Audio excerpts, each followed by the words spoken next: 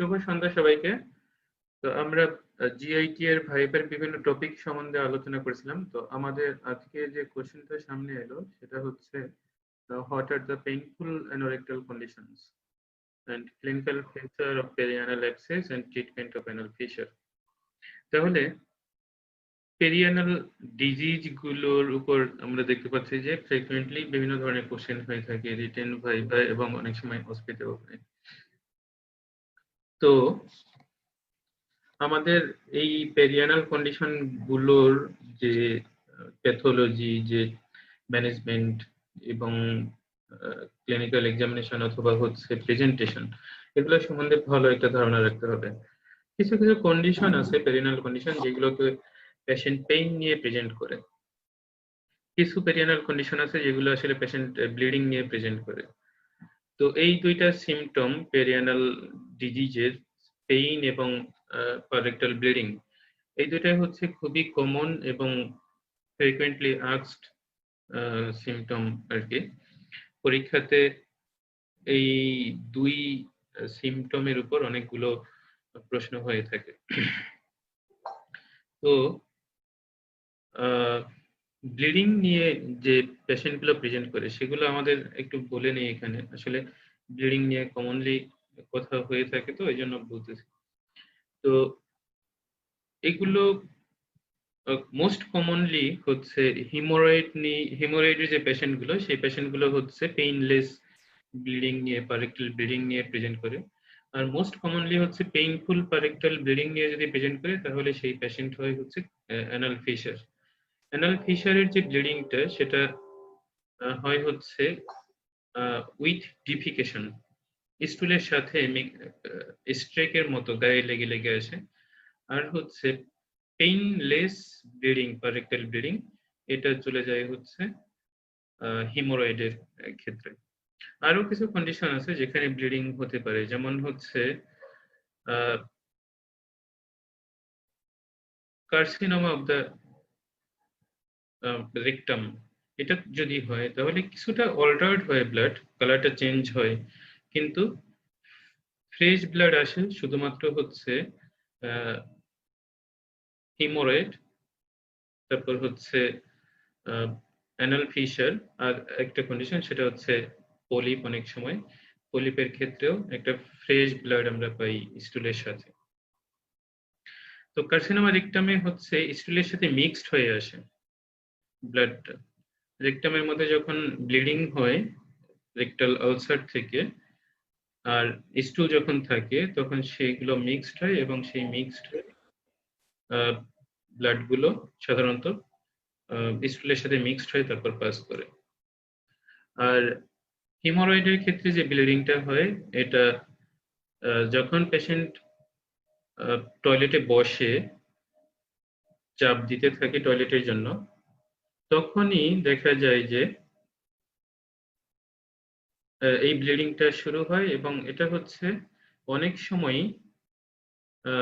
ব্লিডিংটা টয়লেটের আগেও হয় এবং টয়লেটের পরেও হয়, এবং সিরিঞ্জের মতো দেখা যায় যে একটা ফ্লো থাকে, হিউজ ব্লিডিং হয় অনেক সময়।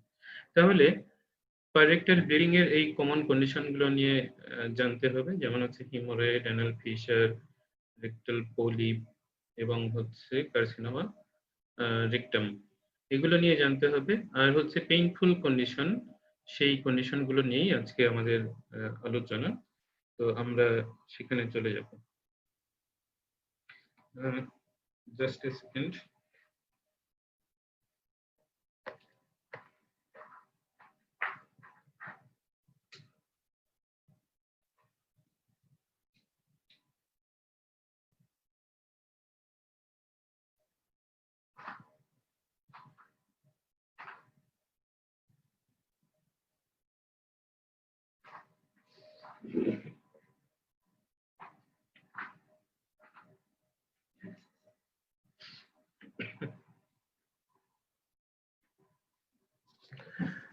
তাহলে কি কি কমন কন্ডিশন যেখানে অ্যানাল পেইন হতে পারে? সবচেয়ে কমনলি আমরা যেটা পাই সেটা হচ্ছে অ্যানাল অ্যাবসেস, অথবা আমরা এটাকে বলে থাকি যে পেরিয়ানাল অ্যাবসেস। পেরিয়ানাল অ্যাবসেস হচ্ছে যখন অ্যানাল গ্ল্যান্ড থাকে, অ্যানাল গ্ল্যান্ড গুলো যখন ইনফেক্টেড হয় এবং সেই ইনফেকশনটাই যখন পেরিয়ানাল রিজিয়নে স্প্রেড করে, সেই অ্যাবসেসটাকে আমরা বলতেছি পেরিয়ানাল অ্যাবসেস। তাহলে অ্যানাল গ্ল্যান্ড এখানে ইনফেক্টেড হচ্ছে এবং সেটা স্প্রেড করছে পেরিয়ানাল রিজিয়নে। এটা আমাদেরকে মাথায় রাখতে হবে। আরেকটা কন্ডিশন হচ্ছে অ্যানাল ফিস্টুলা। এই অ্যাবসেসটাই যখন দুই দিকেই বার্স্ট করে, স্কিন দিয়ে বার্স্ট করে, তখন হিলিংটা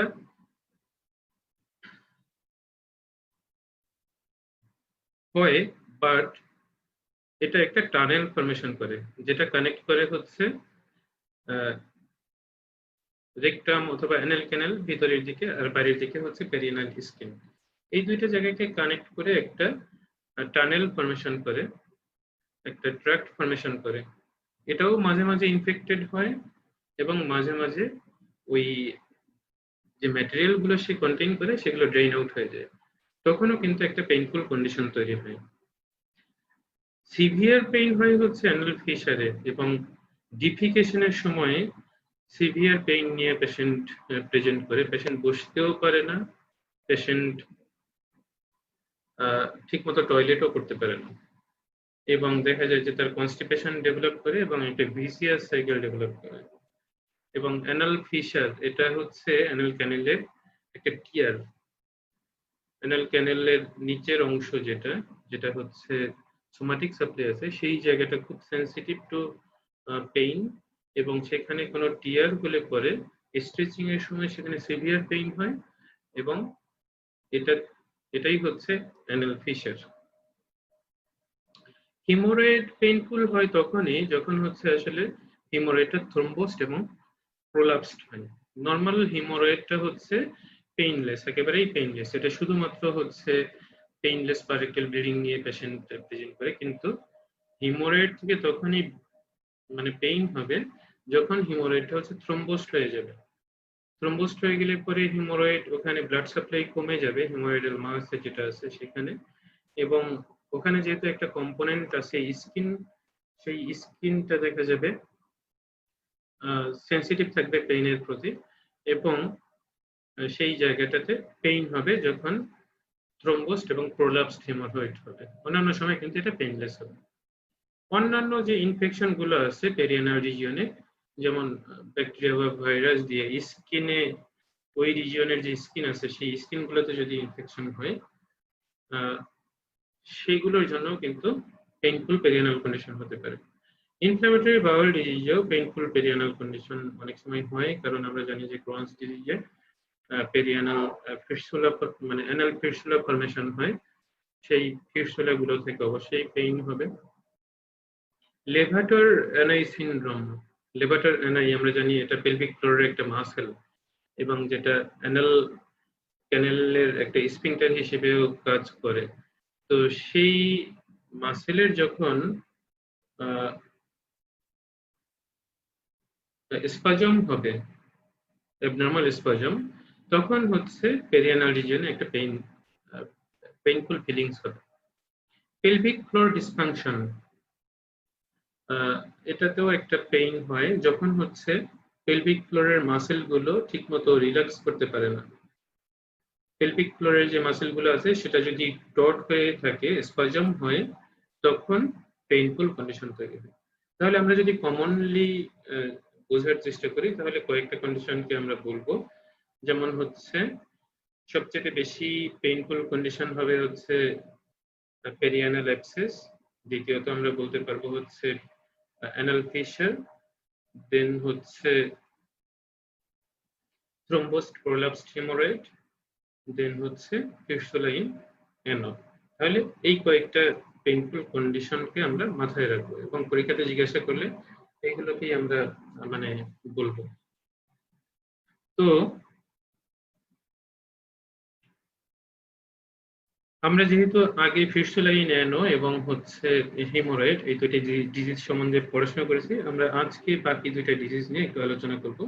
যে দুইটা ডিজিজ হচ্ছে পেরিয়ানাল অ্যাবসেস এবং হচ্ছে ক্রনিক বা acute anal fisher. Anorectal abscess, এটা আমরা আগেই বলেছি যে আসলে অ্যানাল গ্ল্যান্ড যেগুলো আছে সেগুলো ইনফেকশন, মানে ক্রিপ্টোগ্ল্যান্ডিউলার একটা থিওরি আছে। ক্রিপ্টোগ্ল্যান্ডিউলার থিওরিতে বলা হচ্ছে যে অ্যানাল গ্ল্যান্ড যেগুলো, সেই গ্ল্যান্ড গুলোর ওপেনিং যেটা থাকে হচ্ছে টেন্টেড লাইনের ওখানে, সেগুলো যখন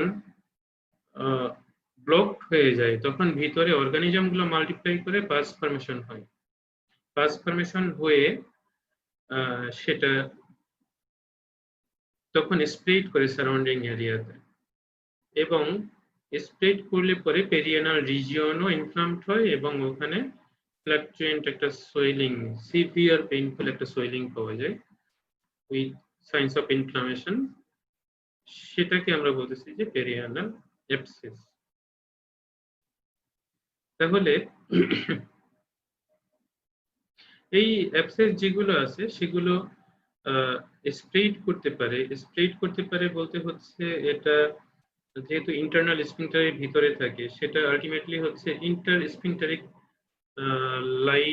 স্ফিংক্টারিক প্লেনে চলে যাবে এবং সেখান থেকে সে ইস্কিওরেক্টালও হতে পারে, আবার হচ্ছে পেরিয়ানালও হতে পারে। এক্সটার্নাল স্ফিংক্টারের বাইরেও সে চলে যেতে পারে এবং অনেক সময় হচ্ছে অ্যানোরেক্টাল জাংশনের উপরে চলে যেতে পারে, যেটা হচ্ছে সুপ্রালিভেটর স্পেসে। তাহলে আমরা যদি ছবি দেখি, ছবিতে আমরা আরো ভালো করে বুঝবো। এইখানে মেইনলি অ্যাবসেসটা ফরমেশন হওয়ার কথা ছিল। এটা অনেক সময়ই হচ্ছে লিস্ট রেজিস্ট্যান্ট যে এরিয়া সেই জায়গা দিয়ে ড্রেন করতে যাবে। তাহলে এখানকার অ্যাবসেসটা এটা সাব মিউকোজাল একটা অ্যাবসেস ফরমেশন করতে পারে, ইন্টারনাল স্ফিংক্টারকে পায়ার্স করে সাব মিউকোজাল একটা অ্যাবসেস ফরমেশন করতে পারে। দেন হচ্ছে এটা সাবকিউটেনিয়াসলি চলে আসতে পারে, সাবকিউটেনিয়াস অ্যাবসেস হিসেবে এখানে ফর্ম করতে পারে, এটা অনেক বড় হয়। ইস্কিওরেক্টাল অ্যাবসেসটা এই রিজিয়নে, ইস্কিওরেক্টাল যে এরিয়া সেই জায়গাটাতে ফরমেশন হয়, এখানে দেখা যাচ্ছে সেটা। এটা আরো উপরেও উঠতে পারে ইস্কিওরেক্টাল অ্যাবসেস, আর এটা ইন্টারস্ফিংক্টারিক প্লেনে উপরে উঠে গিয়ে সেটা হচ্ছে সুপ্রালেভেটর অ্যাবসেস ফরমেশন করতে পারে। সুপ্রালেভেটর মানে লেভেটর অ্যানাই মাসেলের উপরে, এটা হচ্ছে লেভেটর অ্যানাই মাসেল, এর উপরে সে অ্যাবসেসটা ফরমেশন করতে পারে। তাহলে আমরা দেখতে পাচ্ছি যে অ্যানোরেক্টাল অ্যাবসেস যেটা, সেটা কয়েকটা জায়গায়, যেমন আছে সাবমিউকোজাল অ্যাবসেস, ইন্টারস্ফিংক্টারিক, সাবকিউটেনিয়াস, ইস্কিওরেক্টাল এন্ড সুপ্রালেভেটর, এই কয়েকটা জায়গায় সে পাস কালেকশন করতে পারে। ইটিওলজি বলতে আসলে এখানে অ্যানাল গ্ল্যান্ডটা ইনফেক্টেড হয়, এটাই হচ্ছে মেইন ইটিওলজি।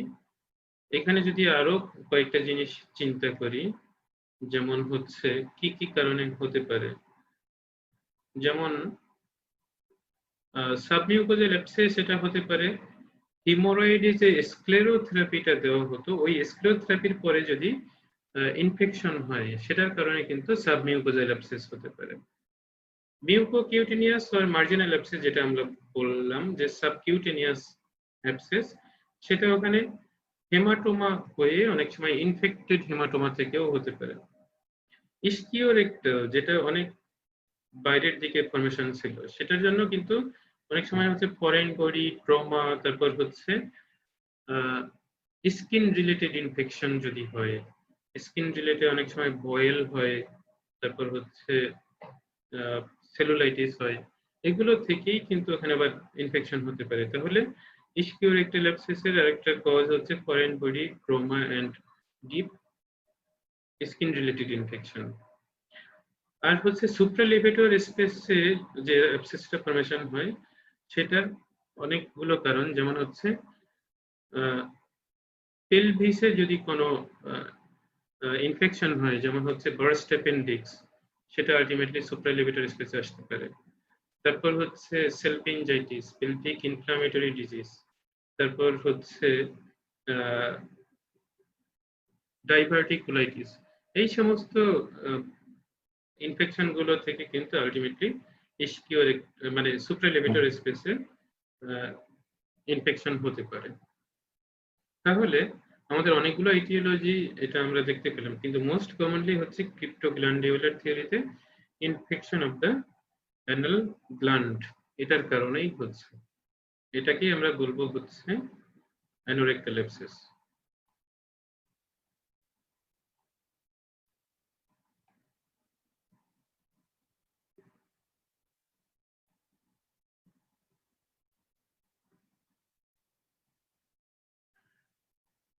যদি সাধারণ মানুষ যাদের হচ্ছে কোনো একটা ইনফেকশন, এটা দেখা যায় যে উইথাউট এনি ট্রিটমেন্ট এটা খুব র্যাপিডলি হিল হয়ে যায়। যে কোনো ধরনের ইনফেকশন একটা হেলদি ইয়াং পেশেন্টের ক্ষেত্রে খুব র্যাপিডলি হিল হয়, মানে ইয়াং পেশেন্টের হিলিং প্রসেসটা খুব র্যাপিড। ইনফেকশন তো হতেই পারে, কিন্তু হিলিংটা হচ্ছে কাদের ক্ষেত্রে ডিলেইড হবে, কাদের ক্ষেত্রে র্যাপিড হবে, এটা ডিপেন্ড করে আসলে বডি ইমিউনিটির উপর। এরকম ভাবেই যদি পেশেন্ট গুলোর কিছু জেনারেলাইজড ডিজঅর্ডার থাকে, যেমন হচ্ছে ইমিউনিটি কম থাকে, সেই পেশেন্ট গুলোর ক্ষেত্রে জেনারেলাইজড ডিজঅর্ডার যেমন ক্রনিক ডিজিজ নিয়ে যদি পেশেন্ট থাকে, liver disease, chronic kidney disease, cardiac insufficiency, তারপর হচ্ছে সিওপিডি পেশেন্ট, এই যে কোনো পেশেন্টেরই দেখা যায় যে হিলিং প্রসেসটা ডিলেইড হয়। তাহলে এদের ক্ষেত্রে এটা এগ্রেসিভলি স্প্রেড করবে। তারপর হচ্ছে ইমিউনো কম্প্রোমাইজড কিছু পেশেন্ট এমনিতেই থাকে, যেমন হচ্ছে ডায়াবেটিস মেলিটাস যদি থাকে তাহলে তাদের ইমিউনিটি পুয়ার থাকে। তারপর হচ্ছে অ্যাকোয়ার্ড ইমিউনি ডেফিসিয়েন্সি সিনড্রোম এরকম যদি থাকে, তাহলে এই পেশেন্ট গুলোর ক্ষেত্রে এই যে যে অ্যানোরেক্টাল অ্যাবসেস এটা এগ্রেসিভলি স্প্রেড করে, এবং অনেক সময় এখান থেকে হচ্ছে পেরিনিয়াল সেপসিস ডেভেলপ করে, এবং সেটা খুবই মানে ডিভাস্টেটিং একটা কন্ডিশন, যেখানে পেরিনিয়ামের অনেকখানি টিস্যু ডেড হয়ে যায় এবং সেটা থেকে জেনারেলাইজড একটা সেপসিস ডেভেলপ করতে পারে। অনেক সময় হচ্ছে সেপ্টিসেমিয়া এবং মাল্টিপল অর্গান ডিসফাংশন এগুলো ডেভেলপ করতে পারে খুব র্যাপিডলি। তো সেই পেশেন্ট গুলো এক্সট্রা কেয়ার নিতে হবে, তাদের পেরিয়ানাল রিজিয়নে যদি কোনো ইনফেকশন বা কোনো ইনফ্লামেশনের ফিচার পাওয়া যায় তাদেরকে এক্সট্রা কেয়ার নিয়ে র্যাপিডলি ট্রিটমেন্ট করতে হবে। প্রেজেন্টেশন হচ্ছে যে কোনো অ্যাবসেস বা ইনফ্লামেশন এটা পেইন নিয়ে প্রেজেন্ট করবে, এটাই হচ্ছে ইউজুয়াল ম্যানার। ইনফ্লামেশনে পেইন থাকবেই, ওই জায়গাটা অবশ্যই সোলেন হবে, রেড হবে, ইনিশিয়ালি রেড হবে, কিন্তু যখন হচ্ছে ওখানে পাস ফরমেশন করবে এবং সাবকিউটেনিয়াসলি সেটা চলে আসবে, তখন দেখা যাবে যে একটা হোয়াইটিশ ওপেনিং এর মানে একটা হোয়াইটিশ এরিয়া থাকতে পারে, যে এরিয়াটা হচ্ছে ট্রান্সপারেন্ট স্কিনের জন্য মনে হবে, এবং ভিতরে পাস ক্রিম কালারের পাস এটা বোঝা যাবে বাইরে থেকে হোয়াইটিশ এরিয়া দিয়ে। তাহলে অ্যাবসেস দেখা যাবে যে এখানে থ্রবিং পেইন থাকবে, কারণ ভিতরে পাস আছে, থ্রবিং পেইন, সাথে হচ্ছে সারাউন্ডিং এরিয়াটা থাকবে হচ্ছে রেডেন্ড, ইডিমাটাস, ইনফ্লামড। ওখানে যদি আমি এক্সামিনেশন করতে যাই তাহলে আমি দেখতে পাবো যে টেম্পারেচারটা ওই জায়গাটার রেইজড, স্কিনটা থাকবে হচ্ছে শাইনি, শাইনি একটা স্কিন থাকবে, এবং জেনারেলাইজড কিছু ফিচারও থাকবে। জেনারেলাইজড ফিচার গুলোর মধ্যে হচ্ছে পেশেন্টের জ্বর আসতে পারে, পেশেন্টের ট্যাকাইকার্ডিয়া থাকতে পারে, এরকম থাকবে। এবং এই পেশেন্ট আসলে টিপিক্যালি বোঝা যায়, পেশেন্ট যখন কোনো ডক্টরের কাছে আসে তখনই দেখেই বোঝা যায় যে এই পেশেন্টের পেরিয়ানাল অ্যাবসেস। যেমন হচ্ছে পেশেন্টের গেইটটা ঠিক থাকে না, সে খুবই মানে বিকৃত মুখ নিয়ে, মানে পেইনফুল একটা চেহারা নিয়ে ডাক্তারের কাছে আসে, এবং হচ্ছে স্বাভাবিকভাবে সে হেঁটে আসতে পারে না, কষ্টকর ভাবে হেঁটে আসে, এবং তাকে বসতে বললে সে বসতে পারে না। যদিও সে বসে তাহলে যে কোনো এক পাশে ভর দিয়ে বসে, যে পাশটাতে অ্যাবসেসটা নাই সেই পাশে ভর দিয়ে বসে। এভাবে দেখলেই বোঝা যায় যে এই পেশেন্টের পেরিয়ানাল কোনো ইনফ্লামেটরি ডিজিজ আছে, যেটা হচ্ছে অ্যাবসেস মোস্ট কমন। তাহলে 2 থেকে 3 দিন পর্যন্ত কিন্তু এই ইনফ্লামেটরি কন্ডিশনটা ইউজুয়ালি থাকে হচ্ছে সেলুলাইটিক স্টেজে। পরবর্তীতে 3 দিনের পরে দেখা যায় যে সেলুলাইটিসটা আলটিমেটলি হচ্ছে অ্যাবসেস ফরমেশন করে। কারণ হচ্ছে যে কোনো জায়গায় যদি সেলুলাইটিস হয় তখন বডি ইমিউনিটির সাথে ইনফেক্টিভ যে অর্গানিজম গুলো আছে সেগুলোর একটা যুদ্ধ হয় বা সংঘর্ষ হয়।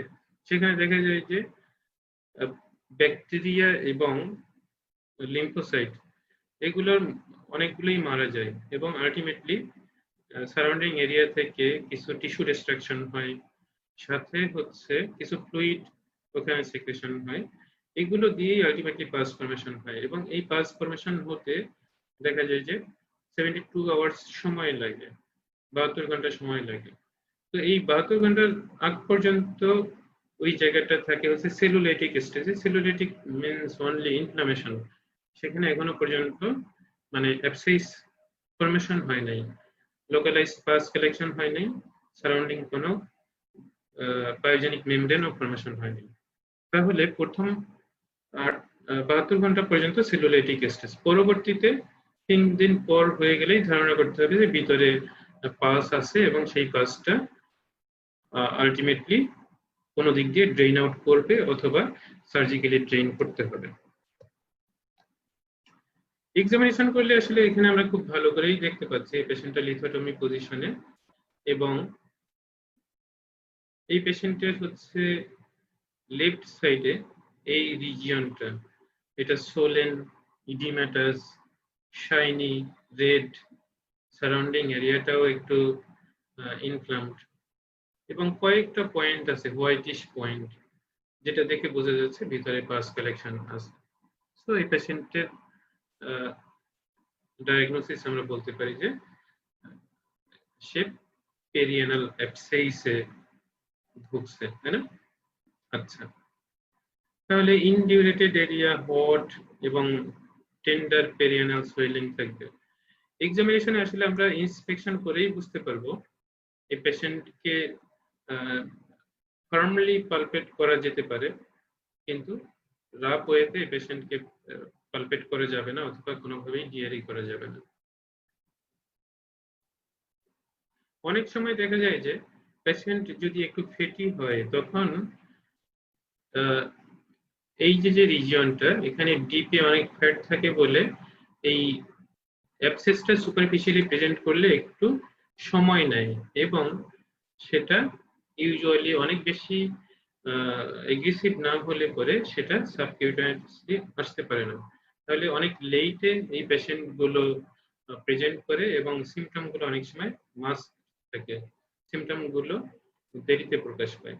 তাহলে ফেটি পার্সনদের ক্ষেত্রে সিমটম গুলো কিন্তু দেরিতে প্রকাশ পায় এবং তাদের ক্ষেত্রে অনেক অ্যাডভান্সড স্টেজে পেশেন্ট প্রেজেন্ট করে।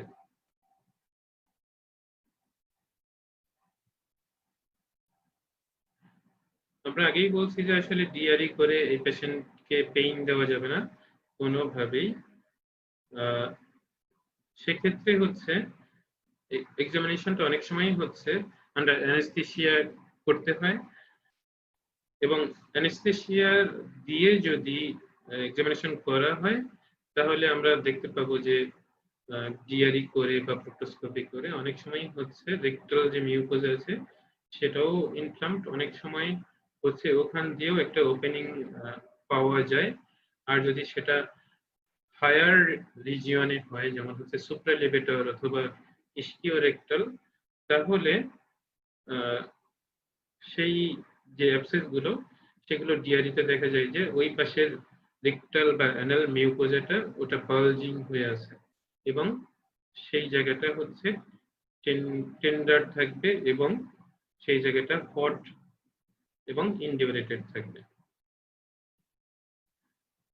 ডিফারেন্সিয়াল ডায়াগনোসিসে আসলে আরো কিছু ডিজিজ চলে আসে, কারণ পেরিয়ানাল আরো কিছু গ্ল্যান্ড থেকে ইনফেকশন হতে পারে এবং অ্যাসোসিয়েটেড আরো ইনফেকশন থাকতে পারে। যেমন এখানকার পেরিয়ানাল রিজনে মেল পেশেন্টের এটা যদি সেক্রামের নিচের দিকে অনেকটা কোক্সিসের উপরে হয় একটা অ্যাবসেস, যেটা অ্যানাল ক্যানাল থেকে বেশ খানিকটা দূরে এবং মিড লাইনে হয়, তাহলে ওটা আমাদেরকে ধরে নিতে হবে এটা হচ্ছে পাইলোনিডাল সাইনাস ইনফেক্টেড হয়েছে এবং সেটা থেকে পাইলোনিডাল অ্যাবসেস ফর্মেশন করছে। তাহলে পোস্টেরিয়র মিড লাইনে এবং সেক্টামে নিচের দিকে এবং কক্সিসের উপরে যদি হয় তাহলে ধরে নিতে হবে সেটা হচ্ছে পাইলোনিডাল অ্যাবসেস। এটা একটা ডিফারেনশিয়াল ডায়াগনোসিস হিসেবে আসবে। দেন হচ্ছে ফিমেল পেশেন্টের ক্ষেত্রে বার্থোলিনস গ্ল্যান্ড ইনফেক্টেড হয় এবং সেখানে দেখা যায় যে লেবিয়া মেজরার ভিতরের দিকে অ্যাবসেস ফর্মেশন করে এবং সেটা একটা ডিফারেনশিয়াল ডায়াগনোসিস হিসেবে আসবে।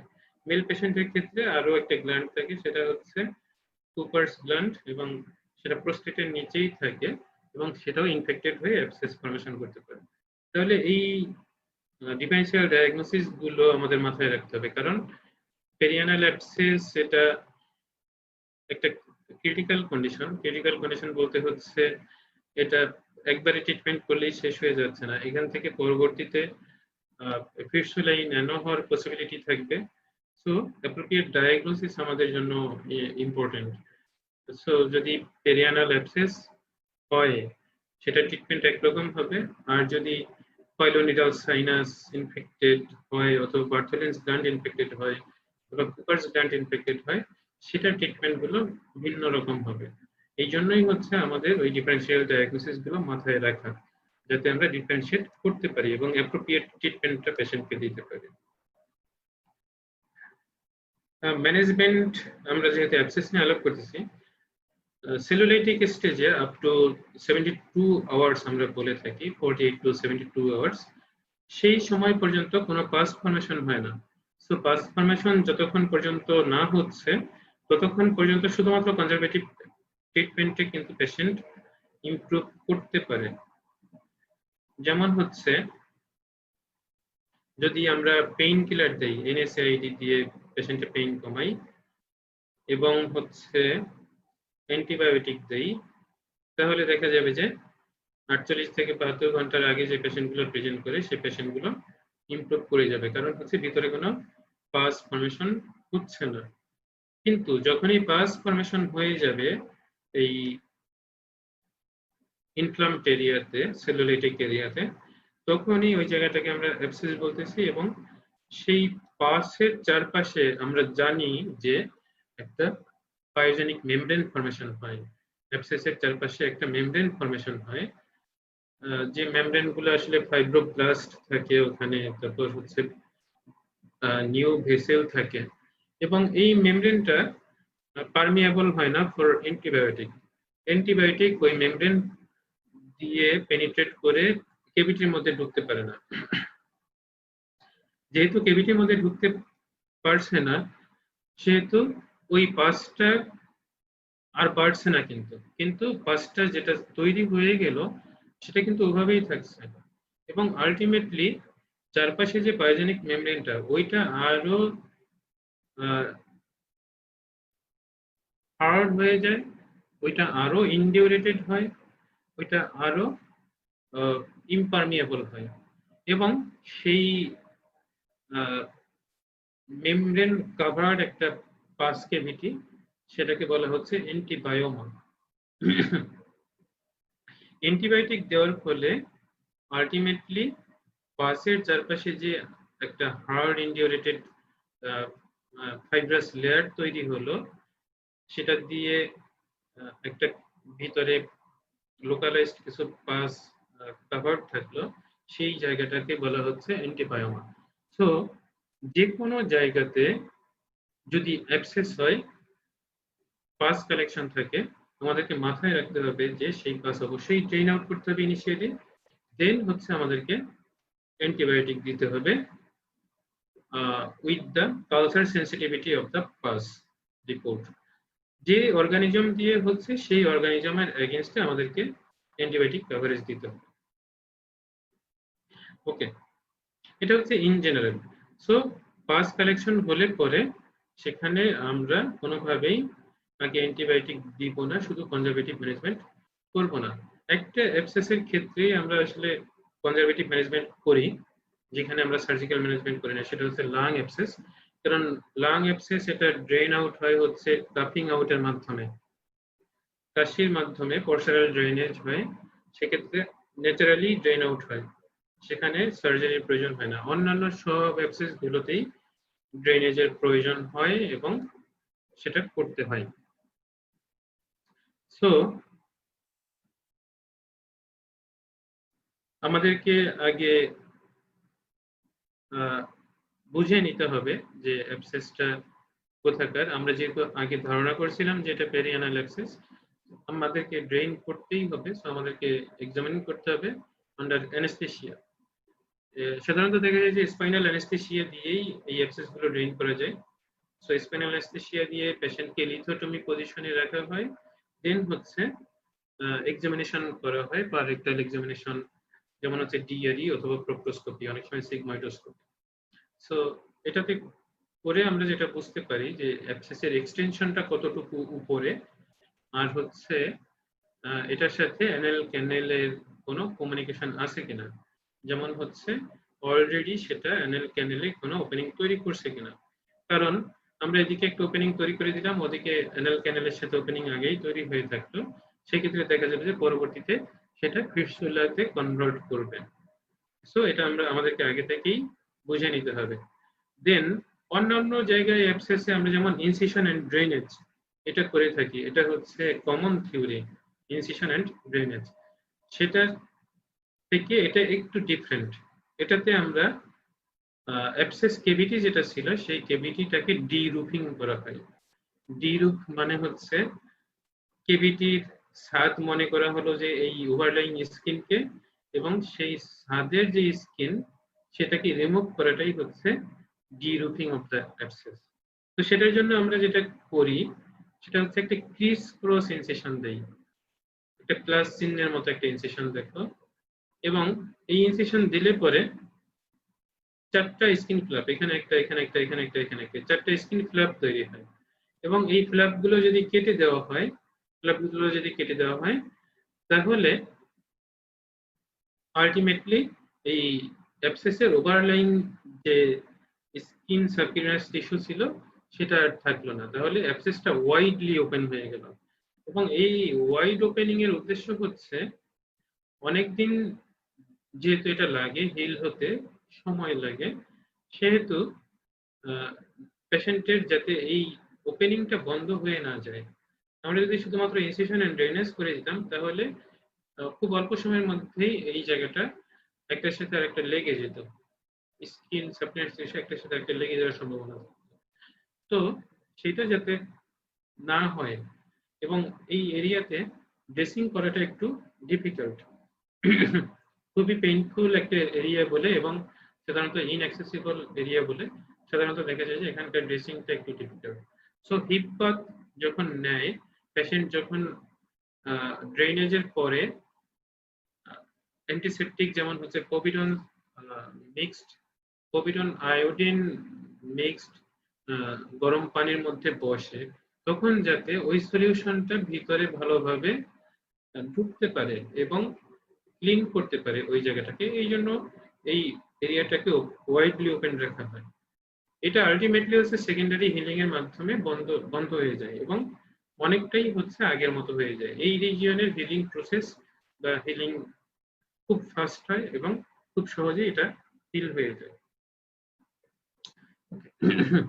তাহলে আমরা কি করছি, ক্রিস ক্রস ইনসিশন দিলাম, ডি রুফিং করলাম। ডি রুফিং করে এখানে যে পাসটা ছিল সেই পাসটাকে কালেক্ট করলাম, কালেক্ট করে সেটাকে কালচার এবং সেন্সিটিভিটির জন্য পাঠালাম। আর এই অ্যাবসেস ওয়াল থেকে আমরা কিছু টিস্যু নিয়ে সেটাকে বায়োপসির জন্য পাঠালাম। এখনকার প্রোটোকল হচ্ছে পাস কালচার করতে হবে এবং অ্যাবসেস কেভিটি থেকে টিস্যু নিয়ে সেটা কালচারের জন্য পাঠাতে হবে। অনেক সময় হচ্ছে পাসের মধ্যে অর্গানিজম পাওয়া যায় না, যেমন মাইক্রোব্যাকটেরিয়াম টিউবারকুলোসিসের ক্ষেত্রে পাস কালচার করে খুব একটা কিছু লাভ হয় না। সেক্ষেত্রে হচ্ছে সারাউন্ডিং যে টিস্যু থাকে, অ্যাবসেস ওয়াল থাকে, সেই ওয়াল থেকে টিস্যু নিয়ে হিস্টোপ্যাথোলজি করলে পরে অনেক সময় গ্রানুলোমাটাস ইনফ্লামেশনের ফিচার গুলো পাওয়া যায় এবং সেখান থেকে একটা ডায়াগনোসিসে রিচ করা যায়। এই জন্য এখান থেকে টিস্যু নিয়ে বায়োপসির জন্য পাঠানো হয়। ক্রনস ডিজিজও এভাবে ডায়াগনোসিস করা যেতে পারে এখান থেকে। তো এরপর আমাদের কাজ হচ্ছে অ্যাবসেস কেভিটিটাকে খুব ভালো করে কিউরেট করা। কিউরেট করলে পরে ওখানকার যে পায়োজেনিক মেমব্রেনটা ছিল, যে ডেড ডিভাইটালাস টিস্যুগুলো ছিল, সেগুলো ইনিশিয়াল স্টেজেই ক্লিন আউট হয়ে গেল। তখন দেখা যাবে যে ওইখান থেকে একটা ব্লিডিং সারফেস পাওয়া যাবে, যেটা হিলিংটা রিপিট হবে। যদি কিউরেট করা না হতো তাহলে ওই যে স্ল্যাব টিস্যুগুলো ছিল সেগুলো আসলে রিমুভ করতে অনেক বেশি সময় লাগতো, আস্তে ধীরে হতো এবং হিলিং প্রসেসটা সেখানে ডিলেইড হতো। আবার অনেক সময় দেখা যায় যে এটা কিউরেট করতে গেলে পরে ওই যেহেতু অ্যানাল ক্যানেলের মিউকোজার সাথে খুব কম গ্যাপ আছে এই কেভিটির, তখন ওদিকে আবার পারফোরেট করে যেতে পারে। তো এটা খুব সাবধানেই করতে হয় যাতে অ্যানাল ক্যানেল মধ্যে অ্যানাল ক্যানেলের যে ওপেনিং আছে বা অ্যানাল ক্যানেলের যে মিউকোজা আছে সেটার সাথে এটার কোনো কমিউনিকেশন তৈরি না হয়, যেখানে আমরা আয়াড্রোজেনিক কোনো ফিস্টুলা তৈরি না করি। এটা আমাদের খেয়াল রাখতে হবে। আমাদেরকে ওই সময় ডিআরই এবং প্রোক্টোস্কোপি করে দেখতে হবে যে আসলে অ্যানাল ক্যানেল বা রেকটামে কোনো ওপেনিং তৈরি হয়ে আছে কিনা।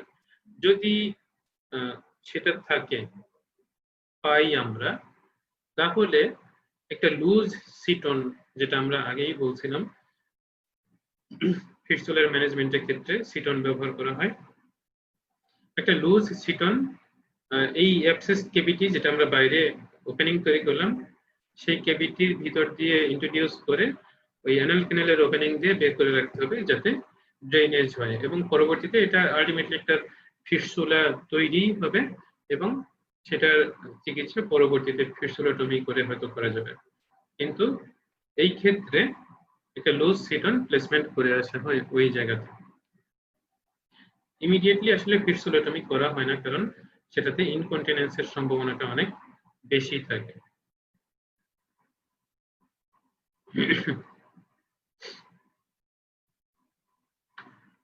এরপর অ্যাবসেস ক্যাভিটির মধ্যে একটা অ্যান্টিসেপটিক সোকড গজ দিয়ে লুজলি প্যাক করা হয় এবং পরবর্তীতে সাবসিকুয়েন্টলি পেশেন্ট হিপ বাথ নিতে থাকে। গরম পানির কুসুম গরম পানির মধ্যে পভিসেপ বা পভিডন আয়োডিন মিক্স করে পেশেন্ট বসতে থাকে এবং ওখান থেকেই ড্রেসিং হয়, ড্রেইন আউট হয় এবং আলটিমেটলি সেকেন্ডারি হিলিং এর মাধ্যমে ভিতর থেকে জায়গাটা হিল আপ হয়ে আসে। ইউজুয়ালি দেখা যায় যে এই পেশেন্ট গুলো খুব ভালো হিলিং হয় যদি পেশেন্টের ইমিউনোসাপ্রেশন না থাকে, যেমন হচ্ছে ডায়াবেটিসের পেশেন্ট গুলো এখান থেকে মানে রিলিফ পেতে অনেক সময় লাগে। তো এই যে আমরা পাঁচটা পাঠালাম এবং সেই পাসের কালচারে কিন্তু দুই ধরনের অর্গানিজম আসতে পারে। একটা হচ্ছে জিআইটি টাইপ, যেমন হচ্ছে ইকোলাই দিয়ে যদি হয় অথবা এনারোবিক অর্গানিজম দিয়ে যদি হয়, তাহলে আমাদেরকে ধরে নিতে হবে যে এটা অ্যানাল গ্ল্যান্ড ইনফেক্টেড হয়ে এটা হচ্ছে, অ্যাবসেসটা হচ্ছে। সো সেক্ষেত্রে পেশেন্টকে কাউন্সেলিং করতে হবে যে আপনার পরবর্তীতে ফিস্টুলা হওয়ার সম্ভাবনা থাকবে। আর যদি এটা জিআইটি টাইপ না হয়, আমাদের স্কিন ফ্লোরা দিয়ে যদি হয়, যেমন স্টাফাইলোকোকাস অরিয়াস দিয়ে হয়, তাহলে আমাদেরকে ধারণা করতে হবে যে এটা অ্যানাল গ্ল্যান্ড ইনফেক্টেড হয়ে হয় নাই। সেক্ষেত্রে আমাদেরকে পেশেন্টকে এসিও করতে পারি যে আপনার পরবর্তীতে ফিস্টুলা নাও হতে পারে। তো এটা হচ্ছে আমাদের পরবর্তী পেশেন্টের কাউন্সেলিং। আমরা বুঝতে পারবো আসলে অর্গানিজম দেখে যে এটা ফিস্টুলা হবে কি হবে না। আরেকটা অ্যাবসেস যেটা ছিল সেটা হচ্ছে সুপ্রালিভেটর অ্যাবসেস, অ্যানোরেক্টাল অ্যাবসেসের একটা ভ্যারাইটি ছিল। এটা আসলে এক্সাক্ট অ্যানাটমিটা আমাদেরকে বুঝতে হবে যে সুপ্রালিভেটর অ্যাবসেস কোন জায়গা থেকে আসছে, মানে কোন জায়গাটুকু এফেক্টেড, কোন জায়গাটুকুতে পাস কালেকশন আছে এবং সেখানকার এক্সটেনশনটা কতটুকু। তো এই অ্যাবসেস গুলো আমরা জানি যে সুপ্রালিভেটর অ্যাবসেস গুলো এটা পেলভিক প্যাথোলজি থেকে আসে, যেমন হচ্ছে অ্যাপেন্ডিকুলার অ্যাবসেস বার্স্ট আউট হয়, অনেক সময় হচ্ছে গাইনোকোলজিক্যাল যেমন সেলফিনজাইটিস থেকে হয়, পেলভিক ইনফ্লামেটরি ডিজিজ থেকে হয়, ডাইভার্টিকুলার অ্যাবসেস হতে পারে, ক্রোনস ডিজিজ এবং এমনকি ম্যালিগন্যান্সি থাকতে পারে। সেগুলোর জন্য হচ্ছে আমাদের আন্ডারলাইং যে কজ গুলো থাকে সেগুলোর ম্যানেজমেন্ট আমাদেরকে করতে হবে। তারপর যেহেতু এটা অনেক উপরের দিকের অ্যাবসেস, এটা কিন্তু স্কিন দিয়ে আসলে ড্রেইন করাটা খুব ডিফিকাল্ট। সো আরেকটা ওয়ে আছে, সেটা হচ্ছে পার রেক্টাল ড্রেনেজ অথবা ইন্ট্রা রেক্টাল ড্রেনেজ। রেক্টামের পোস্টেরিয়র ওয়াল বা অ্যান্টেরিয়র ওয়াল যাই হোক, দেখা যায় যে পোস্টেরিয়র ওয়ালেই বেশি বালজিং পাওয়া যায়, ওখানেই পাস কালেকশন বেশি থাকে। সো পোস্টেরিয়র ওয়াল দিয়ে অথবা অ্যান্টেরিয়রলি থাকতে পারে, অ্যান্টেরিয়র ওয়াল দিয়ে আমরা এই পাসটা ড্রেইন করতে পারি। সেটা পেলভিক যে ইনফেক্টেড এরিয়া সেই জায়গা থেকে সরাসরি হচ্ছে রেকটামের ভিতর দিয়ে আলটিমেটলি ড্রেন আউট হতে পারে। অনেক সময় দেখা যায় যে যদি হিউজ সেলুলাইটিস থাকে, যেগুলো হচ্ছে ইমিউনোকম্প্রোমাইজড পেশেন্টদের ক্ষেত্রে আমরা পাই, সেই কন্ডিশনে এই জায়গাটাতে যেহেতু কন্টিনিউয়াস একটা সোয়েলিং এর সম্ভাবনা থাকে, এবং সোয়েলিং মানে হচ্ছে স্টুল মিক্স আপ হতে পারে ওই ইনফেক্টেড এরিয়াগুলোতে, এবং সেখান থেকে আলটিমেটলি পেশেন্টের কন্ডিশন আরো খারাপ হতে পারে, সেপসিস আরো ডিটোরিয়েট করতে পারে। সেই জন্য টেম্পোরারিলি অনেক সময় কোলোস্টমি করে যদি ডাইভারশন করে রাখা হয়, ফিক্যাল ম্যাটেরিয়াল ওখানে সয়েলিং না করে, সেক্ষেত্রে ওই হিলিংটা বেটার হয়, এবং টেম্পোরারি কোলোস্টমি অনেকের ক্ষেত্রে করে রাখা লাগে। যদি আমরা সামারাইজ করি অ্যানোরেক্টাল অ্যাবসেসের সামারাইজেশন, তাহলে আমরা দেখতে পাই যে এটা খুব painful throbbing swelling in the anal region, and the patient often has swinging pyrexia. এটা জ্বর নিয়ে প্রেজেন্ট করতে পারে এবং পেইনফুল থ্রোবিং একটা সোয়েলিং এনার্জিয়ান পাওয়া যাবে। এটাকে ভাগ করা যেতে পারে আসলে পেরিয়ানাল, ইস্কিওরেক্টাল, সাবমিউকাস এবং পেলভিরেক্টাল। পেলভিরেক্টাল বলতে হচ্ছে মানে ইস্কিওরেক্টাল আমরা যেটা বলছিলাম সেটা। আন্ডারলাইং কন্ডিশন যেমন হচ্ছে ফিস্টুলা ইন অ্যানো থেকে হতে পারে, ক্রনস, ডায়াবেটিস এবং ইমিউনোসাপ্রেশনের অন্যান্য যে কজগুলো আছে সেগুলো থেকে কিন্তু হতে পারে। এগুলো আন্ডারলাইং কজ সাধারণত আমাদেরকে খুঁজে পেতে হবে। ট্রিটমেন্ট হচ্ছে ড্রেনেজ, এটা হচ্ছে প্রথম কথা। অ্যাপ্রোপ্রিয়েট অ্যান্টিবায়োটিক, পরবর্তীতে আমরা পাস ড্রেন করে অ্যান্টিবায়োটিক আমরা দিতে পারি। আসলে অ্যান্টিবায়োটিক অ্যাবসেস ড্রেন করার পরে অ্যান্টিবায়োটিকের রোল নিয়ে কিছু কন্ট্রোভার্সি আছে। যেমন হচ্ছে হেলদি পার্সনদের ক্ষেত্রে বলা হয় যে অ্যাবসেস ড্রেন করার পরে কোনো অ্যান্টিবায়োটিকের দরকার নাই, কারণ হচ্ছে ড্রেন আউট হয়ে গেলে ওই অ্যাবসেস এমনি হিল করবে, বডি ইমিউনিটি আলটিমেটলি অর্গানিজমকে ডিস্ট্রয় করতে পারবে। কারণ অ্যাবসেসটা তখনই স্প্রেড করতো যখন হচ্ছে বডি ইমিউনিটি দুর্বল থাকতো। বডি ইমিউনিটি দুর্বল থাকলে অ্যাবসেস ফরমেশন হতো না, ওই গ্রানুলেশন চারপাশে যে পাইজেনিক একটা মেমব্রেন, সেই মেমব্রেন ফরমেশন হতো না। সেক্ষেত্রে অ্যান্টিবায়োটিক না দিয়েই অ্যাবসেস ড্রেন আউট করলে পরেই শুধুমাত্র পেশেন্ট ইমপ্রুভ করবে। কিন্তু অনেক সময় দেখা যাবে যে পেশেন্টের ইমিউনিটি যদি পুয়ার থাকে, সেক্ষেত্রে সারাউন্ডিং এরিয়াতে সেলুলাইটিস থাকে, অ্যাবসেস ড্রেন করলেও ওই পেশেন্টের হিলিংটা ডিলেইড হতে পারে অথবা পেশেন্টের ইনফ্লামেশনটা এগ্রাভেট করতে পারে। সেক্ষেত্রে হচ্ছে যারা ইমিউনোকম্প্রোমাইজড আমাদের বিবেচনায়, তাদের ক্ষেত্রে আমরা অ্যাপ্রোপ্রিয়েট অ্যান্টিবায়োটিক কালচার সেন্সিটিভিটি অনুযায়ী আসলে অ্যাডভাইস করতে পারি। আর অবশ্যই আমাদেরকে সার্চ করতে হবে যে আর কোনো প্যাথোলজি পেশেন্টের আছে কিনা, এবং ফিস্টুলা হওয়ার পসিবিলিটি আমাদেরকে অ্যাসেস করতে হবে। যদি ইন্টারনাল ওপেনিং থাকে অ্যানাল ক্যানেলের ভিতরে, তাহলে আমাদেরকে সিটন ইউজ করতে হবে এই ধরনের পেশেন্ট। এটাই ছিল আসলে পেরিয়ানাল অ্যাবসেস নিয়ে কথা। এরপরে টপিক আমরা আরেকটা পেইনফুল কন্ডিশন যেটা নিয়ে কথা বলার কথা, সেটা হচ্ছে অ্যানাল ফিশার। সেটা নিয়ে আমরা একটু কথা বলবো। এটা খুব ছোট একটা টপিক। অ্যানাল ফিশার এটা হচ্ছে অ্যানাল ক্যানেল, অ্যানোডার্ম যেটা আছে, সেই অ্যানোডার্মে একটা মিউকোজার টিয়ার, বাইরের দিকে স্কিন থাকে, ভিতরের দিকে মিউকোজা থাকে, এবং এই এরিয়াটা থাকে হচ্ছে সেনসিটিভ, পেইন সেনসিটিভ, এবং এটা লঙ্গিচুডিনাল একটা টিয়ার, লঙ্গিচুডিনাল একটা টিয়ার হয়। এবং এই টিয়ারটা দেখা যায় যে পিছনের দিকে পোস্টেরিয়র মিডলাইনে হয়। মোস্ট কমনলি ফিমেল পেশেন্টদের ক্ষেত্রে অ্যান্টেরিয়রলি বেশি পাওয়া যায়, অ্যান্টেরিয়র মিডলাইনে পাওয়া যায়। ল্যাটারালি খুব রেয়ারলি হয়। অন্য জায়গায় অ্যান্টেরিয়র মিডলাইন এবং পোস্টেরিয়র মিডলাইন ছাড়া খুব রেয়ারলি এই ফিশারটা হয়। এটা হয় কিভাবে?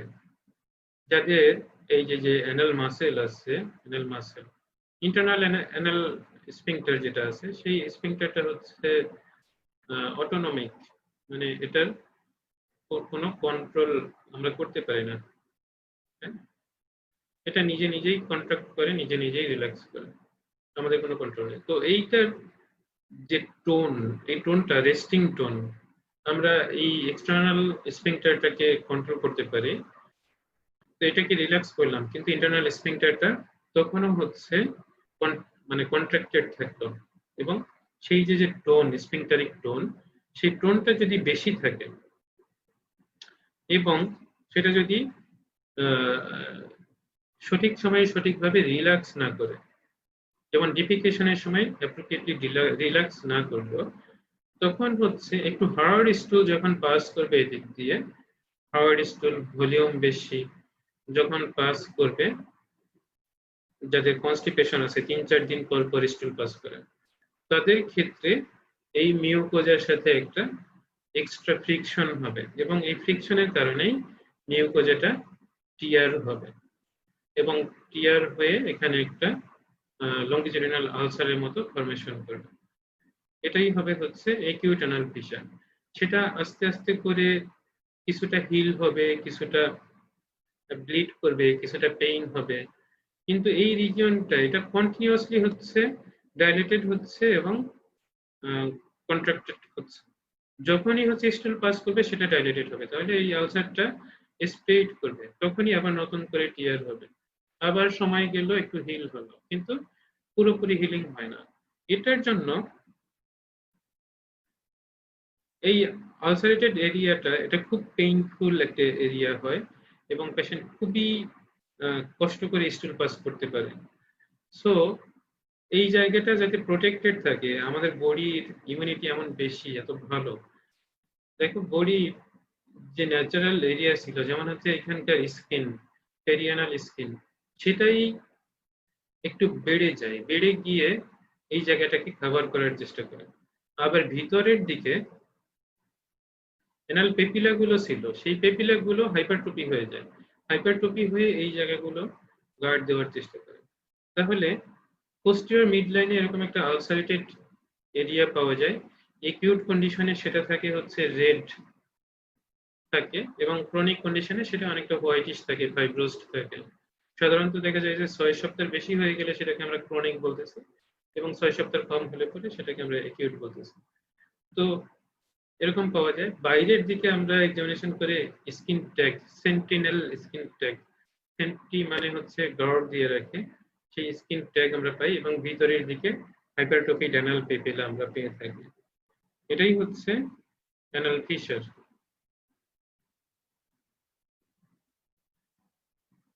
এটা আমরা বলে ফেলছি যে কি কি আমরা পাই। দেখা যায় যে এই পেশেন্ট গুলো সিভিয়ার পেইন নিয়ে প্রেজেন্ট করে, কারণ এই যে টিয়ারটা হচ্ছে এটা হচ্ছে সেনসিটিভ অ্যানোডার্মে হচ্ছে, আর হচ্ছে ডিফিকেশনের সময় ব্লিড করে। ডিফিকেশনের সময় ব্লিড করে হচ্ছে যখন স্টুলটা পাস করে, তখন হার্ড স্টুলটা ওই আলসারের গা ঘেঁষে ঘেঁষে নিচের দিকে নামে, এবং এই স্টুলের সাথে স্ট্রেকের মতো ব্লাড পাওয়া যায়, স্টুলের গায়ে লেগে থাকে ব্লাডটা, ফোটায় ফোটায় ইউজুয়ালি পড়ে না। এবং পেশেন্ট যখন টয়লেটের পরে টিস্যু ইউজ করে, এবং সেই টিস্যু ইউজ করলে পরে দেখা যায় যে পরবর্তীতে ওই টিস্যুর গায়েও কিছু রক্ত লেগে থাকে। এটা দেখে বোঝা যায় যে পেশেন্টের ব্লিডিং আছে।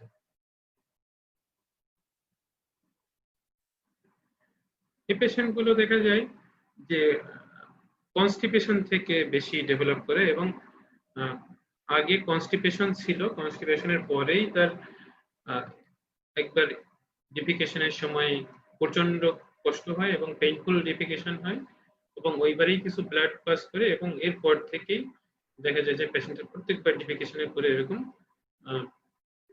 ব্লিডিং হচ্ছে কিছুটা এবং হচ্ছে পেইন হচ্ছে। তখনই ধরে নিতে হবে যে কনস্টিপেশনের সময় স্টুল পাস করতে গিয়ে তার ওখানে টিয়ার হয়েছে এবং সেটাই পারসিস্ট করছে।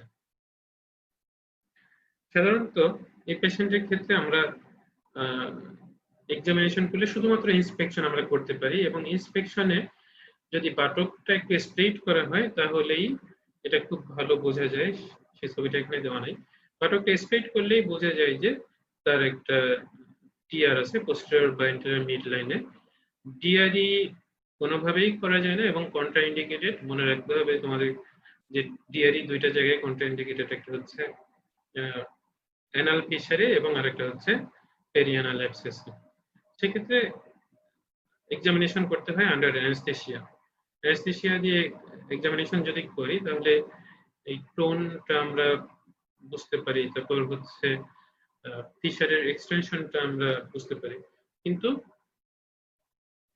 অ্যানেস্থেসিয়াস যদি আমরা এক্সামিনেশন করি তখন ইন্সপেকশনেই বোঝা যায় যে পোস্টেরিয়র বা অ্যান্টেরিয়র মিড লাইনে একটা টিয়ার আছে এবং অনেক সময় sentinel skin tag usually chronic anal ফিশারের ক্ষেত্রে পাওয়া যায়, সেটা আমরা পেতে পারি।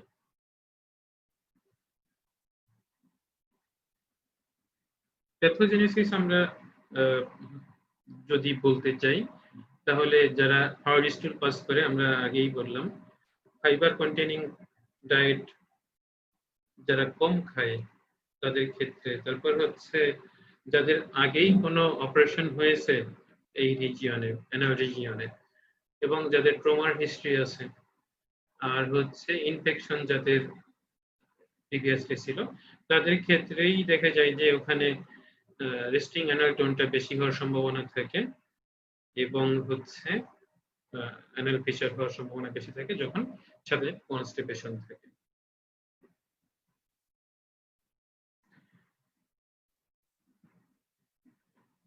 যেহেতু এই অ্যানাল টোনটা বেশি, সেহেতু দেখা যায় যে পোস্টেরিয়র মিড লাইনের ওই ফিশারটাতে ব্লাড সাপ্লাইটা সবসময় কম থাকে,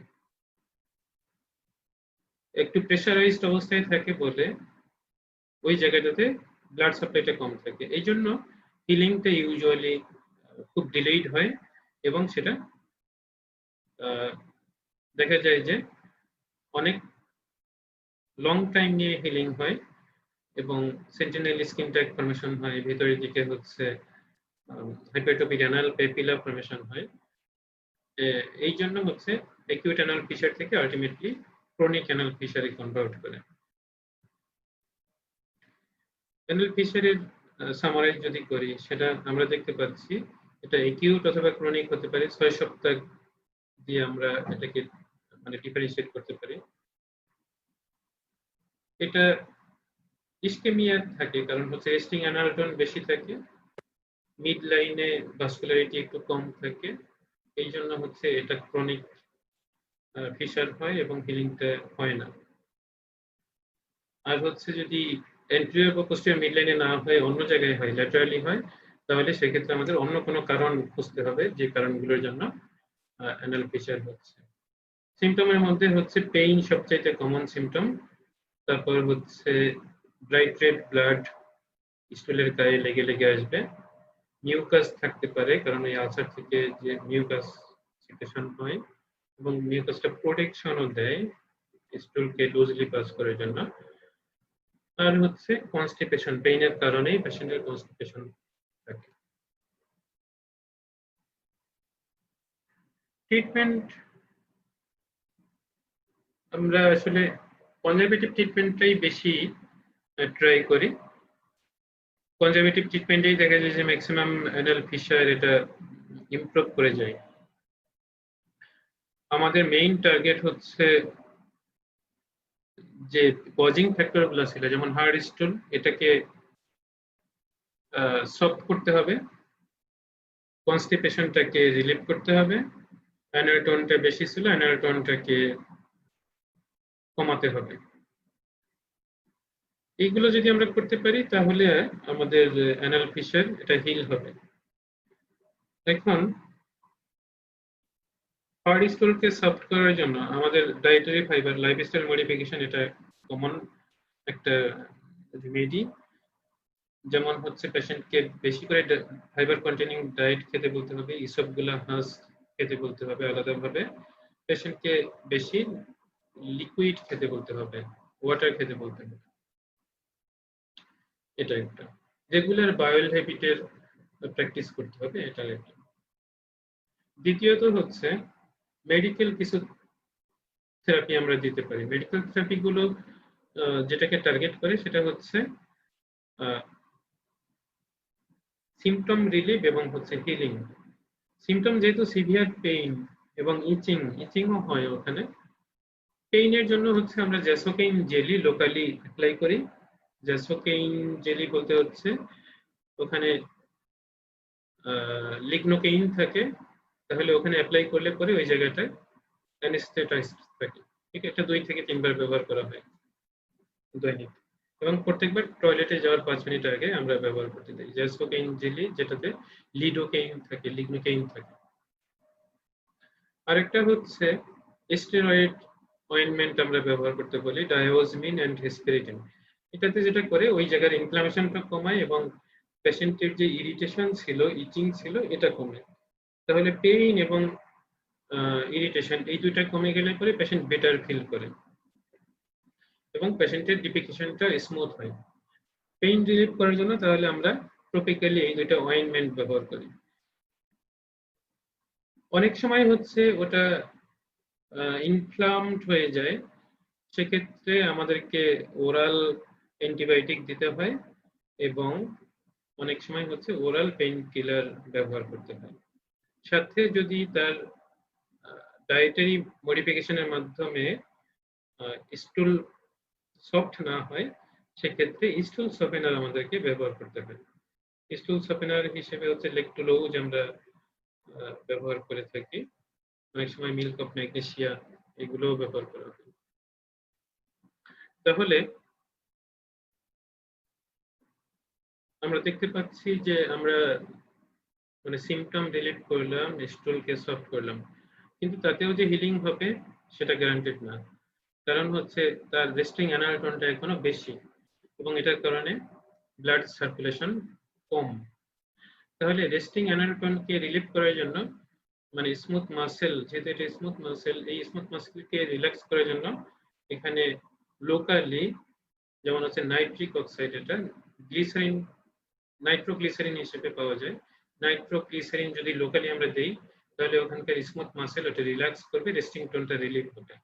ওখানে যদি আমরা লোকালি ক্যালসিয়াম চ্যানেল ব্লকার দেই, যেমন ডিএটিয়াজেম অথবা নিফেডিপিনো, তাহলে ক্যালসিয়াম চ্যানেল ব্লকার এবং হচ্ছে নাইট্রোগ্লিসারিন যদি আমরা লোকালি ব্যবহার করি, তাহলে ইন্টারনাল স্ফিংক্টার যেটা আছে সেটা রিল্যাক্স করবে। ওইটা রিল্যাক্স করলে পরেই ওটা হয়ে যাবে হচ্ছে মানে টোনটা কমে যাবে, এবং টোন কমে গেলে পরে ওই যে ফিশারটা ছিল ওই ফিশারের মধ্যে ব্লাড সাপ্লাইটা বাড়বে। এতেও যদি কাজ না হয় তখন হচ্ছে বোটুলিনাম টক্সিন ইনজেকশন, এটা হচ্ছে লোকালি ওই স্ফিংক্টারটাকে অ্যানেস্থেটাইজ করে রাখে। অ্যানেস্থেটাইজ করলে পরে ওই জায়গার কন্ট্রাকশনটা হয় না, স্ফিংক্টার রিল্যাক্স থাকে। এগুলো হচ্ছে নন সার্জিক্যাল টেকনিক। তাহলে অয়েনমেন্টের মধ্যে নাইট্রোগ্লিসারিন অয়েনমেন্ট আমরা ব্যবহার করতে পারি, আবার অয়েনমেন্টের মধ্যে ডিএটিয়াজেম অথবা নিফেডিপিন যেগুলো ক্যালসিয়াম চ্যানেল ব্লকার, এগুলো ব্যবহার করতে পারি। যদি এগুলোতে কাজ না হয় তখন হচ্ছে বোটুলিনাম টক্সিন আমরা ইনজেক্ট করতে পারি। এতেও যদি কাজ না হয় সেক্ষেত্রে আমরা সার্জারি করতে পারি। তাহলে দেখা যায় যে বেশিরভাগ ক্ষেত্রেই হচ্ছে এই সমস্ত লাইফস্টাইল মডিফিকেশন এবং মেডিকেল বা ফার্মাকোলজিক্যাল যে ম্যানেজমেন্ট, এগুলোতেই পেশেন্ট ইমপ্রুভ করে। কিছু কিছু ক্ষেত্রে করে না অথবা সিমটম পারসিস্ট করতেই থাকে, সেগুলোর ক্ষেত্রে আমাদের সার্জিক্যাল ট্রিটমেন্টের প্রয়োজন হয়। সার্জিক্যাল ট্রিটমেন্ট কি? সার্জিক্যাল ট্রিটমেন্টটা হচ্ছে মানে আমরা ফিশারের জায়গাটাতে কিছু করি না, আমরা করি হচ্ছে স্ফিংক্টারটাকে ডিভাইড করে দিই। যদি স্ফিংক্টারটা ডিভাইড করা হয় তাহলে ওই রেস্টিং টোন যেটা ছিল সেটা আর থাকে না, অটোমেটিক্যালি ফিশারের যে এরিয়া সেই জায়গাটাতে ভাস্কুলারিটি বাড়ে এবং ফিশারটা ইয়ে হয়, ফিশারটা হচ্ছে হিল হয়। যদি রেস্টিং টোন কমে যায় তখন দেখা যায় যে ডিফিকেশনটাও স্মুথ হয়, কারণ হচ্ছে রেস্টিং টোন বাড়তে থাকে, পেশেন্টের পেইনটাও বাড়তে থাকে, ইসকেমিক একটা পেইন সবসময় ওখানে থাকে এবং আলসারেটেড এরিয়াতে সবসময় একটা পেইন থাকে। তো দেখা যায় যে পেইন কমে গেলে পরে পেশেন্টের ডিফিকেশনটা স্মুথ হয়, ডিফিকেশনটা স্মুথ হলে পরে পেশেন্টের কনস্টিপেশনটা যেটা ছিল সেটা আর অ্যাগ্রাভেট করছে না, তাহলে রেগুলার বাউল হ্যাবিটে পেশেন্ট আসতে পারে। তাহলে রেগুলার বাউল হ্যাবিট হচ্ছে, পেশেন্টের কনস্টিপেশন হচ্ছে না, তাহলে ফিশারের মধ্যে ফ্রিকশন হচ্ছে না এবং রেস্টিং টোনের কারণে, রেস্টিং টোন কমে যাওয়ার কারণে ওই জায়গাটাতে ব্লাড সাপ্লাইটা বাড়ছে। এই সমস্ত কারণেই কিন্তু হিলিংটা অ্যাগ্রাভেটেড হয় এবং দেখা যায় যে পেশেন্টের ফিশারটা হিল হয়ে গেছে। তো এটা একটা থেরাপি। এতেও যদি কাজ না হয় পরবর্তীতে আরো থেরাপি আছে, সেটা হচ্ছে মিউকোজাল অ্যাডভান্সমেন্ট প্লাগ। যে এরিয়াটাতে ফিশার ছিল ওই এরিয়ার ফিশারটাকে কেটে ফেলা হয় এবং পরবর্তীতে ওখানে অ্যানাল স্কিন দিয়ে ওই জায়গাটাতে আবার কভার করা হয়, সেটা হচ্ছে আর একটা টেকনিক। তাহলে ল্যাটারাল ইন্টারনাল স্ফিংক্টারোটমি এটাই হচ্ছে আমাদের মেইন ট্রিটমেন্ট। এটা আমরা দেখব যে কিভাবে করি। এটা ক্লোজড এবং ওপেন টেকনিক দুভাবেই করা যায়। এটা হচ্ছে তার একটা ছবি, এটা হচ্ছে অ্যানাল ক্যানেল, পোস্টার মিডলাইনে তার ফিশার ছিল, এটা হচ্ছে অ্যানোস্কোপ, এক পাশে কভার করে রাখছে আর এক পাশ ওপেন আছে। এটা হচ্ছে ইন্টারনাল স্ফিংক্টার, বাইরের দিকে হচ্ছে এক্সটার্নাল স্ফিংক্টার। তাহলে একটা ছোট লঙ্গিটিউডিনাল ইনসিশন তৈরি করা হয় এবং ইন্টার স্ফিংক্টারিক যে প্লেন, এই প্লেনে ঢুকে আলটিমেটলি ডেন্টেড লাইন পর্যন্ত যে ইন্টারনাল স্ফিংক্টার ছিল সেটাকে হুক করে বাইরের দিকে নিয়ে আসা হয় এবং এই অংশটুকু ডিভাইড করা হয়। তাহলে ওপেন করে দেখে যেটা করা হয় এটা হচ্ছে ওপেন, আর শুধুমাত্র এই জায়গাটাতে ছোট একটা পাংচার করে ভিতরে ইন্টারনাল স্ফিংক্টারকে যদি কেটে দেওয়া হতো তাহলে সেটা হচ্ছে ক্লোজড টেকনিক। তাহলে এটা হচ্ছে ল্যাটারাল ইন্টারনাল স্ফিংক্টারোটমি। ইন্টারনাল স্ফিংক্টারটাকে কাটা হচ্ছে এবং এটা ল্যাটারালি কাটা হচ্ছে, অ্যান্টেরিয়র বা পোস্টেরিয়র মিডলাইনে কাটা হচ্ছে না, কারণ এখানে এমনি ভাস্কুলারিটি কম, তারপর হচ্ছে এখানে কাটলে পরে একটা বাটন হোল ডিফর্মিটি হওয়ার সম্ভাবনা থাকে এবং হিলিংটা অ্যাপ্রোপ্রিয়েট হয় না, এই কারণে অ্যান্টেরিয়রলি বা পোস্টেরিয়রলি কাটা হয় না, এটা ল্যাটারালি কাটা হয়। তাহলে ল্যাটারাল ইন্টারনাল স্ফিংক্টারোটমি এটা হচ্ছে আমাদের চয়েস অফ ট্রিটমেন্ট।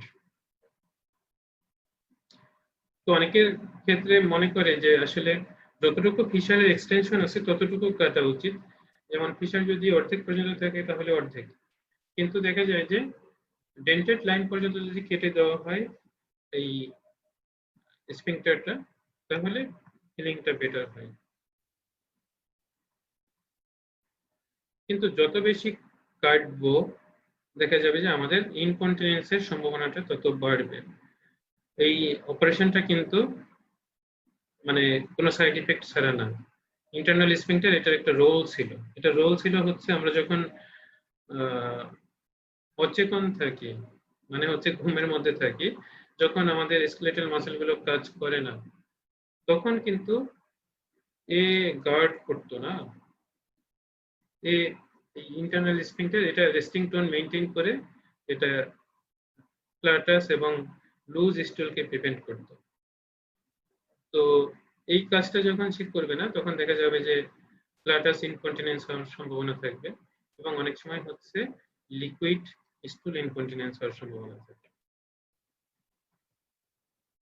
সো আমরা যদি এটার ম্যানেজমেন্ট একটা ফ্লো চার্টের মাধ্যমে জানতে চাই, তাহলে location of the fissure lateral যদি হয় তাহলে আমাদেরকে Crohn's, TB, syphilis, HIV and malignancy এগুলোকে এক্সক্লুড করতে হবে, বায়োপসি করে এগুলোকে এক্সক্লুড করতে হবে। তাহলে ল্যাটারাল হলে পরে ঝামেলা বেশি, এগুলোকে এক্সক্লুড করতে হবে। অ্যান্টেরিয়র বা পোস্টেরিয়র মিডলাইন মানে ক্লিন কাট ম্যানেজমেন্ট। নন অপারেটিভ ট্রিটমেন্ট, এটার মধ্যে আমরা নাইট্রেট, জিটিএন, গ্লিসারিন ট্রাইনাইট্রেট অথবা নাইট্রোগ্লিসারিন যেটা সেটা ব্যবহার করতে পারি এবং ক্যালসিয়াম চ্যানেল ব্লকার ব্যবহার করতে পারি। আরেকটা অপশন হচ্ছে বোটুলিনাম টক্সিন ইনজেকশন। আর অপারেটিভ ট্রিটমেন্টের মধ্যে হচ্ছে internal, lateral internal sphincterotomy. Lateral internal sphincterotomy বা LIS, ল্যাটারাল ইন্টারনাল স্ফিংক্টারোটমি, এটা করার পরে হিল হলো না, তখন আবার আমাদেরকে অ্যাসেস করতে হবে, এক্সামিনেশন করতে হবে এবং ওই আলসার যেটা ছিল, লঙ্গিচুডিনাল ফিশার যেটা ছিল সেটা থেকে বায়োপসি করতে হবে এবং স্ফিংক্টার এটাকে অ্যাসেস করতে হবে। তো আমরা যদি দেখি যে স্ফিংক্টারের টোন তখন কম কিন্তু আলসার হিল হয় নাই, তাহলে স্ফিংক্টারের কোনো দোষ নাই এখানে। সেক্ষেত্রে আমাদেরকে ফিশার একটমি মানে ফিশারটাকেই কেটে ফেলতে হবে এবং অ্যাডভান্সমেন্ট ফ্লাভ, মিউকোজা বা স্কিন বাইরে থেকে নিয়ে সেটাকে সামনে নিয়ে সেটাকে ওই ফিশারের ওই জায়গাটাকে কভার করতে হবে, এটা প্ল্যান করতে হবে। আর যদি দেখি যে না হাইপারটোনিক স্ফিংক্টার তখনও রয়ে গেছে, তখন মনে করতে হবে যে আগে যে স্ফিংক্টারোটমি করা হয়েছে সেটা ইনঅ্যাডিকুয়েট ছিল, তাহলে সেটার ক্ষেত্রে রিপিটেড স্ফিংক্টারোটমি করতে হবে, আবার স্ফিংক্টার কাটতে হবে। সো এটা হচ্ছে মিউকোজাল অ্যাডভান্সমেন্ট ফ্লাভ একটা অপারেশন। এখানে এটা হচ্ছে পোস্টেরিয়র মিডলাইন, এটা হচ্ছে অ্যান্টেরিয়র মিডলাইন। এখানে পোস্টেরিয়র একটা ফিশার ছিল, এই ফিশারটাকে কেটে ফেলেছে এবং এইখানে মিউকোজাকে রেইজ করছে, এই রেইজড মিউকোজাটা দিয়েই ওই যে ফিশার্ড এরিয়া ছিল সেই জায়গাটাকে কভার করবে। এটা হচ্ছে মিউকোজাল অ্যাডভান্সমেন্ট ফ্লাভ। সো যদি আমরা সামারাইজ করি ট্রিটমেন্ট অফ অ্যানাল ফিশার, তাহলে ইনিশিয়ালি কনজারভেটিভ ট্রিটমেন্টকে আমাদের প্রায়োরিটি দিতে হবে। স্টুল বাঙ্কিং এজেন্ট, স্টুল সফেনার, কেমিক্যাল এজেন্টগুলোর মধ্যে হচ্ছে গ্লিসারিন ট্রাইনাইট্রেট বা নাইট্রোগ্লিসারিন, তারপর হচ্ছে ক্যালসিয়াম চ্যানেল ব্লকার, যেগুলো স্ফিংক্টারকে রিল্যাক্স করবে সেগুলো আমরা ব্যবহার করব। ব্লাড ফ্লোকে ইমপ্রুভ করবে সেগুলোকে আমরা ব্যবহার করব। তো এগুলো যদি ফেল করে তখন সার্জারি আমরা প্রিফার করব। সার্জারি হচ্ছে LIS বা ল্যাটারাল ইন্টারনাল স্ফিংক্টারোটমি, সেটাও যদি ফেল করে তাহলে মিউকোজাল অ্যাডভান্সমেন্ট ফ্লাভ সেটা আমরা চুজ করব। সো এটাই ছিল আমাদের পেইনফুল অ্যানাল কন্ডিশন দুইটা, সেটা নিয়ে আলোচনা, অ্যানোরেক্টাল অ্যাবসেস এবং অ্যানাল ফিশার, এগুলো নিয়ে আমরা ডিটেইলস আলাপ করলাম। আসলে এটুকু জানলেই তোমরা রিটেন হোক অথবা হচ্ছে অসপি হোক অথবা ভাইবা হোক, যেখানে যে কোনো কোশ্চেনই আশা করি আনসার করতে পারবো। তো কোনো একটা টপিকের সবটুকুই আমরা কভার করার চেষ্টা করব যাতে কোনো জায়গাতে ওটা থেকে মানে কোনো ধরনের আনসারিং এ কোনো সমস্যা না হয়। তো আশা করি তোমরা অ্যানাল অ্যাবসেস এবং হচ্ছে অ্যানাল ফিশার এগুলোর উপর যথেষ্ট ভালো ধারণা অর্জন করতে পারছো। তোমরা পরবর্তীতে যদি বেইলি ল্যাবটা আবার একটু পড়ো তাহলে তোমরা আরো ভালো বুঝতে পারবে। তো আপাতত এ পর্যন্তই। এতক্ষণ সাথে থাকার জন্য ধন্যবাদ তোমাদেরকে। শুভরাত্রি। Thank you, sir. Thank you so much, sir, for the informative class. Thank you, sir. Okay, thank you.